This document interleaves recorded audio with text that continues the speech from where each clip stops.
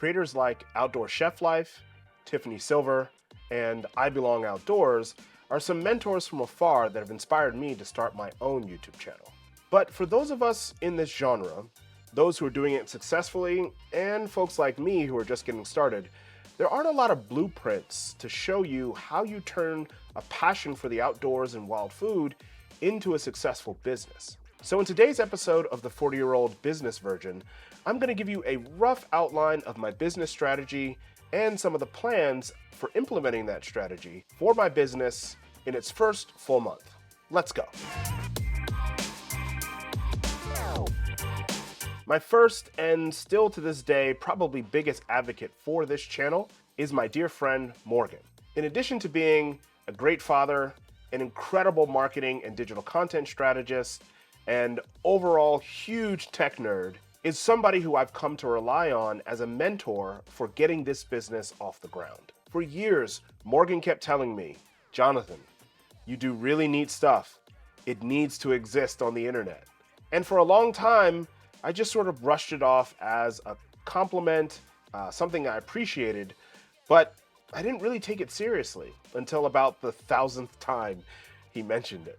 So I think one of the most important things for starting an online business or any venture that you go into is to have somebody who believes in you, somebody who sees something that maybe you don't see and has enough patience to keep telling you this thing until you listen. So thanks, Morgan. So I mentioned that I rely on Morgan for a lot of things, and one of the first things that he told me when it became clear that I was considering starting this online content business was a recommendation for a book called Good Strategy, Bad Strategy by Richard Rummel. Now, this book has been really important to help me understand what's meant by the terms of strategy and then how to implement those things. And one of the key takeaways from this book was the idea that oftentimes people conflate planning and tactics to strategy. And one of the things that Rummel really makes clear in his book is that those two things are very separate, and conflating them can run organizations and individuals into all sorts of problems, thinking that they are doing something that they actually aren't doing. So one of the things that I've come to understand is that strategy is more about the overarching philosophy, whereas the plans are how that overarching philosophy is going to be implemented. And so for the second go round of reading this book, I came to this early chapter on strategy and how it is formulated and how it's supposed to look, and came up with this idea for OutThereJCH. And so the following is OutThereJCH's business strategy. Okay, so I'm going to read this verbatim from my notes from January 25th. And again, this series on this channel is all about showing you just a few steps ahead of where you might be in starting your online business. So this is fresh. OutThereJCH will provide educational and entertainment content and experiences that help people form deep and sustainable connections with the environment, primarily through the lens of wild food and the Black American experience.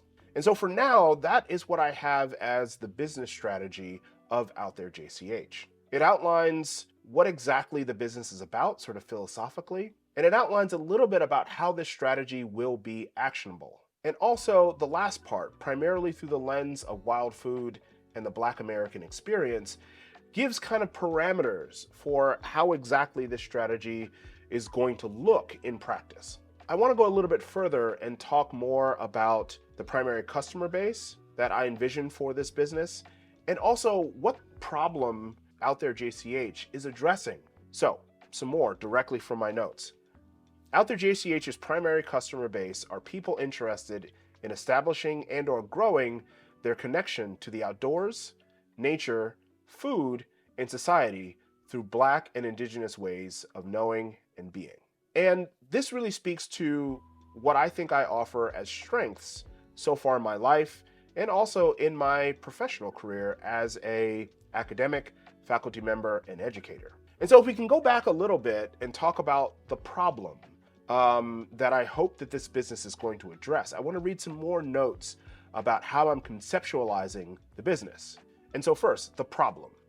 The majority of human beings living in the United States, a settler colonial nation, are driven to participate in a socially and environmentally unsustainable system that increases their individual and collective risk for premature death and unnecessary suffering. That bit about premature death, unnecessary suffering, comes from Dr. Ruthie Gilmore's definition of racism.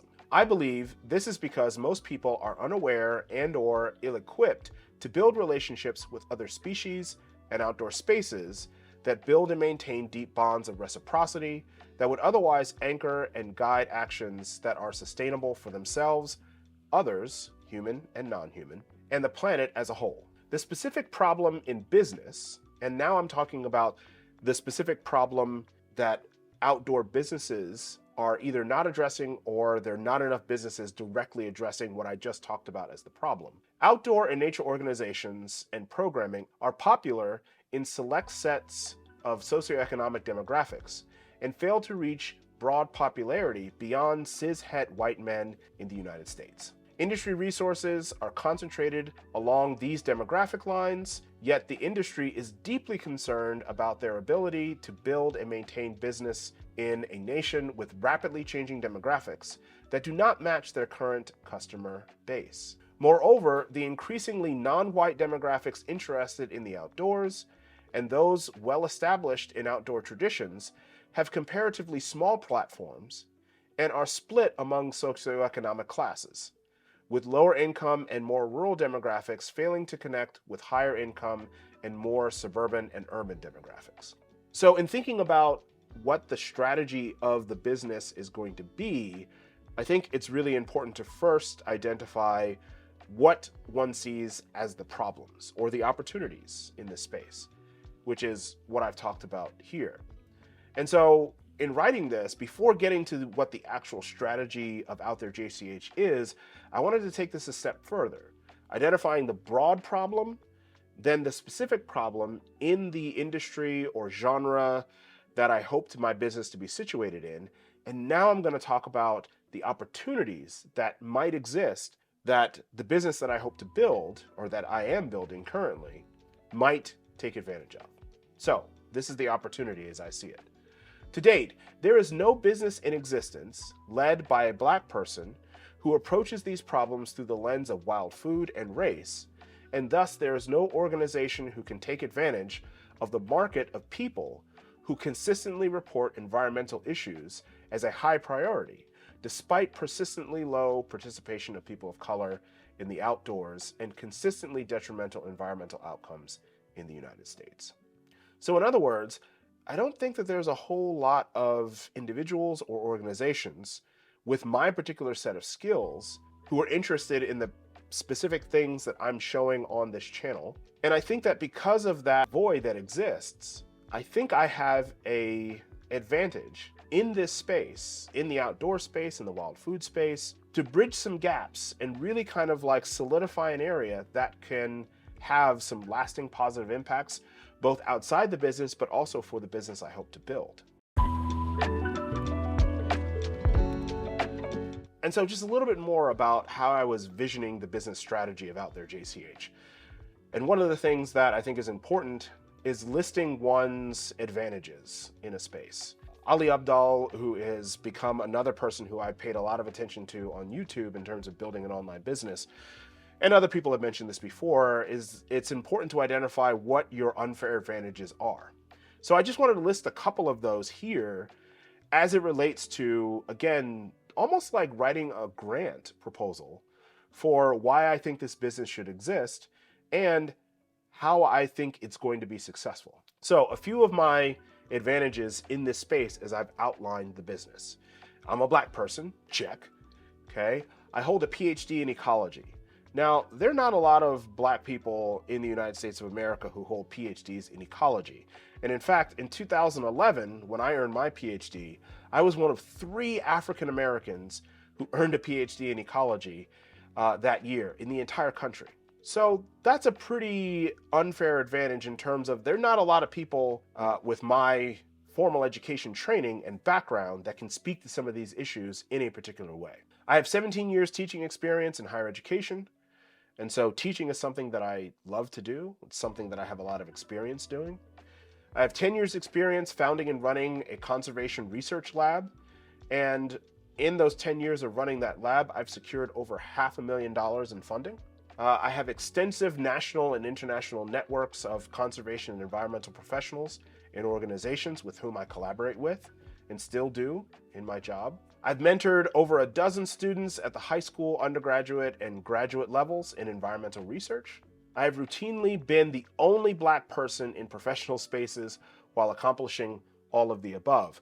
And so I think that's also a really important aspect of running this particular business with the strategy that I've outlined, because there aren't a lot of other businesses like mine.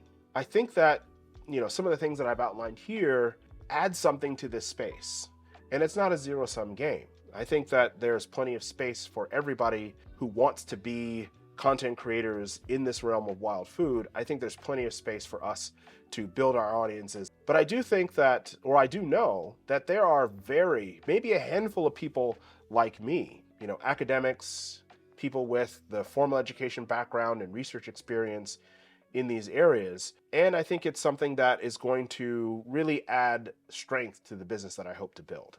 Okay, so that's a little bit about the brainstorming and the strategizing of OutThereJCH that I've been working on these past couple of weeks. And I'll tell you that it was really helpful for me to outline this and to listen to this book again, to really kind of take my ideas and my dreams about what OutThereJCH could be and put them on paper. Because what this does is it really strengthens my resolve in building this business. Because what I think I've outlined here is something that's pretty compelling. And as you're starting your own business, I think it's important to have these moments of validation, because we're not always aware of our strengths and our potential. And when we write things out and put it on paper and really kind of like make it real for us, it has just really added a tremendous amount of energy. And even as I'm reading these things again, I'm re-energized by this project of building a business. And it gives me that strength to push through some of the more challenging times. So really important to begin to strategize and to outline these things. What are your advantages? What is it that you're going to do in this business? What issues are you going to address in doing so? Hey folks, I just wanted to take a break and let you know that one of the best ways to get the most out of the content on this channel is to subscribe to my newsletter. Every Sunday, I give you more depth and insight into the topics I cover on OutThereJCH, including thoughts and perspectives that I don't really share on this platform. The newsletter is free to sign up, and as an incentive to becoming a subscriber, I'm offering a free wild food resource guide that will help make you a more capable harvester and home cook. Just click the link in the description to sign up. Okay, let's get back to the episode. Okay, so outlining those things are great, and we've just sort of like talked about building up one's confidence to move forward. Thinking about OutThereJCH and how I was envisioning it functioning, I then had to move on to the stage of, well, how is OutThereJCH going to make money? And in thinking about an online business, there's really kind of two forms that I see of making money. One is directly to the customers by offering products and services, and the other is through attention, through an audience that you've cultivated. Any business always comes back to whose attention are you able to capture, and then how do you turn that attention into sales? Now, being somebody who is more than 10 years into his professional career, a career that is very time and energy intensive, I don't have time at present to go out there and essentially hustle my way into people buying my digital products. Making money from people's attention, if it's not going to come directly from the customer through products and services, it can come through ad revenue.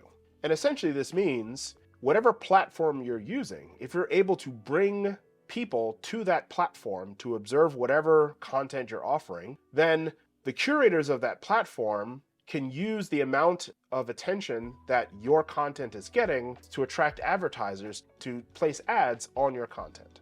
And because my focus at the early stages of this business is to cultivate an audience that is going to consistently come and experience and interact with my content, I figured that that was a good place to focus my limited amount of energy, given the fact that I have a day job that requires a lot of my attention.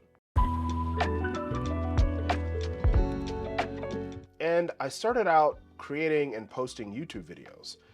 I don't have a film background. I hadn't had any experience in editing videos, but I fortunately had another friend by the name of Raymond Thompson Jr., and he's got a book coming out, Appalachian Ghosts, that should be on sale by the time this video is posted. It's a fantastic book that you should check out. You should absolutely buy. Raymond came out with me on a research trip to California and filmed the entire experience and produced a video that still to this day is a central part of how I market myself as an academic.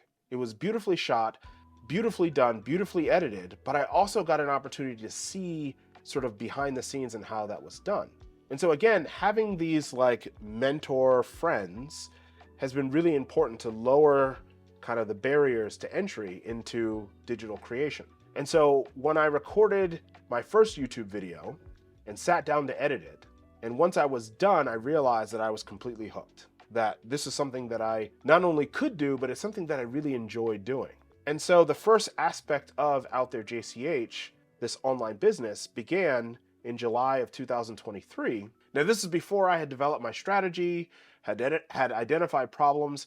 I just wanted to, for the second half of 2023, demonstrate that I could create videos that were interesting and fit that within the regular schedule of my day job. But the second part of cultivating an audience, I didn't really begin until later on last year when I realized the power of an email newsletter. Now, I'm going to talk in much more detail about getting my email newsletter off the ground, including the platform that I use. But suffice to say that this is something that I wish I had started years ago. And the biggest reason is because I love to write. Creative writing is something that I would do sporadically, but I hadn't really figured out a way to be consistent. But learning about how an email newsletter not only has some of the highest interaction rates for any of the platforms for digital content creation, but also as a vehicle for monetizing the attention that your writing is getting, I got really excited about that. And so I started my email newsletter in November of 2023. And it has been one of the most exciting aspects of OutThereJCH.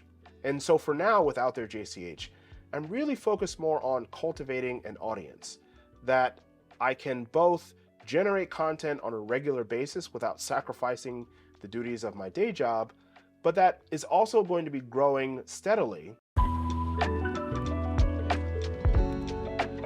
So let's talk about my goals for this year. My first goal is to get monetized on YouTube.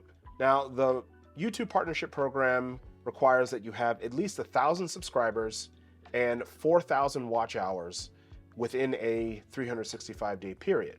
And once you have reached that threshold, you can then apply for the partnership program and receive ad revenue on your channel. So in 6 months, 126 subscribers is not quite where I want to be. Now, I haven't been consistent in posting videos to my YouTube channel, and part of the reason why I think the growth has not been as fast as I'd like has just been that I haven't been able to make the time and devote the energy to posting on a consistent basis.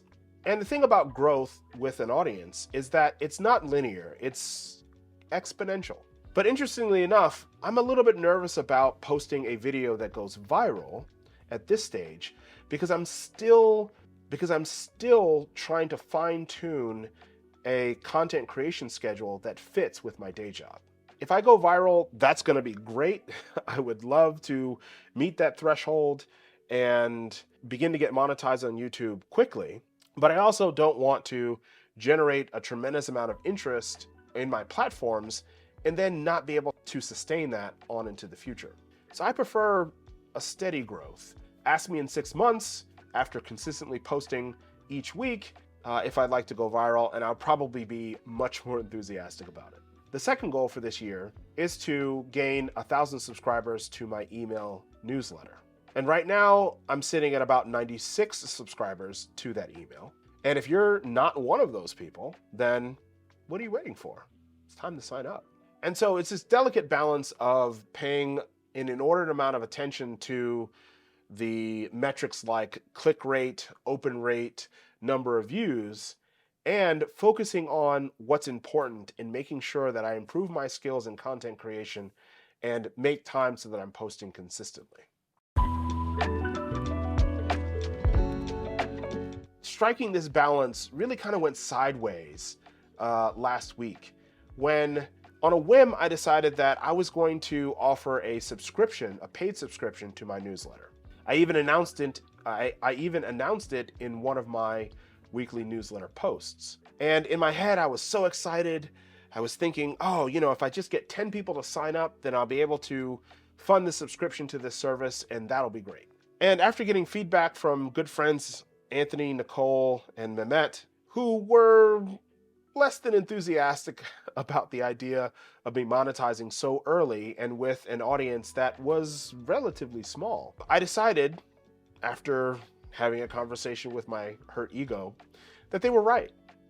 And what was really interesting about this constructive feedback was that I began to realize that I was neglecting the parts of my business that are really going to sit at the foundation. Spending time thinking about, what's the right price point, what's the right structure, the promotional videos that I was going to make and all this stuff. And I wasn't focusing on posting the content that had generated my audience up until that point. And so while it was disappointing to give up the dream of seeing a consistent flow of money into my business bank account, it really freed me from the pressures of trying to implement a section of my business that I really wasn't ready for. Again, I'm in the early stages, and I think what's most important in these early stages of running a business, an online business, is making sure that you are consistent, not only in the content that you post, but also consistent in the incremental steps of improving that content from week to week. And so what that feedback really did for me was clear away a lot of the in my head sort of fantasy that was beginning to really stress me out and help me focus on something that I knew I could do and knew I could get better at. So thank you, friends. I really, really appreciate the feedback. And that's another thing when you're starting a business and doing anything that involves risk and putting yourself out there, is that you need to have a network of people that you can depend on, that are going to tell you not what you want to hear, but what you need to hear. Because that's how you know they're really invested in your success. Okay, so I want to end this episode with a few takeaways for those of you who are in the early stages of starting an online business, just like me. And the first thing that I think that you should work on is developing a business strategy. Not a plan, but a strategy. What is your business about? What problems is it going to solve for people? What gaps will your business address? And what's the overall philosophy of addressing those gaps and solving those problems? Next, I think it's really important to decide how you're going to cultivate customers. So even if you have products and services that are ready to go, you still have to be able to cultivate an audience that will consistently ask for your products or services. One of the great things that I like about an online business and digital content creation is that the audience that you can cultivate is absolutely massive. And the effort that you have to put in to draw the attention of this massive audience is nothing like it was before the internet existed. I'm not at a stage right now where I can leverage my audience for products and services. And I think it's going to be a while before I get there, before I have a large enough audience where I can offer a paid subscription to my newsletter that adds even more value to the free content that I'm posting. I'm hoping by the end of this year that I will have enough of an audience that I can turn the audience's attention into ad revenue on those platforms. So my advice would be to focus on building an audience that you can consistently grow, which really means committing to a grind of content creation. Not getting distracted by make money quick schemes or growing your business too fast, but fitting all of the aspects of content creation within whatever other constraints you have, whether that be a day job, whether that be other responsibilities in your life. Now, if you're somebody like me, sort of well established in your career, stopping your day job is not an option. And if you're somebody like me who has a career and 2 young children, you really have a limited amount of time that you can spend going out there and offering products and services. And so again, having the internet and having these platforms like YouTube and a newsletter is a really efficient way to spend that energy to gain attention that you can later turn into customers and sales. And my last bit of advice is to create, create, create. every day, no matter how little that creation is. Whether or not it's just sitting down to write a script, or even half a script, or even a few lines of a script of a future video. No matter what you do, a little bit every single day is going to be so impactful for building the consistency that you need to sustain a business. All right, that's all for this week. Thanks for listening. And as always, please drop a comment below. I'm really interested to hear from people who are thinking about starting an online business, who are at a similar stage, having just started an online business, and definitely folks who are farther ahead. And if there's any way that I can help you think about the ways that you would like to start an online business, especially if you're a person of color, especially if you're a Black person, and especially if you're in an area of wild food in the outdoors, I would love to hear from you. All right, I'll catch you all next week. Thanks for watching.